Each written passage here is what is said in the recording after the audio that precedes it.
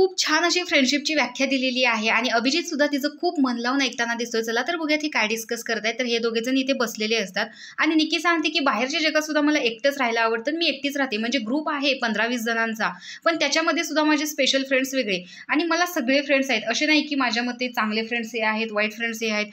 वाईट पण आहेत, चांगले पण आहेत. वाईट कुणाला मी म्हणतच नाही तसं. ज्याला व्यसन आहे त्याचं व्यसन सोडवायचं, मग ते चांगलेच बनतात.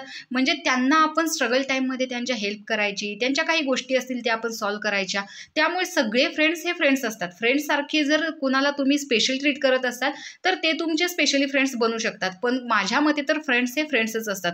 त्यावर अभिजित म्हणतो की या टाईममध्ये फ्रेंड्स बनणं जरा अवघड आहे. त्यावरती निकी म्हणते आता मी भेटले तुला, याच टाईममध्ये भेटले, मला अरबाज भेटला, याच टाईममध्ये भेटला. फ्रेंड्स बनवणं ही गोष्ट अवघड नाहीये. पण हां, हे ठीक आहे की आपण बाहेर एवढं आत्ता इथे राहतोय तेवढं आपण बाहेर नाही भेटू शकत.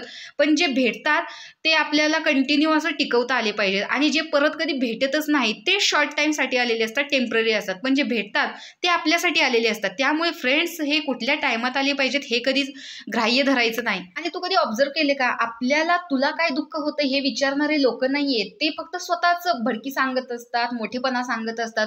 तुला काय होतं हे कधीच सांगत नाही. आणि मी सुद्धा ते अनालाइज करते. म्हणजे मी एखाद्याला भेटते ना, मी त्याला लगेच माझं असं झालं हे सांगत बसत नाही.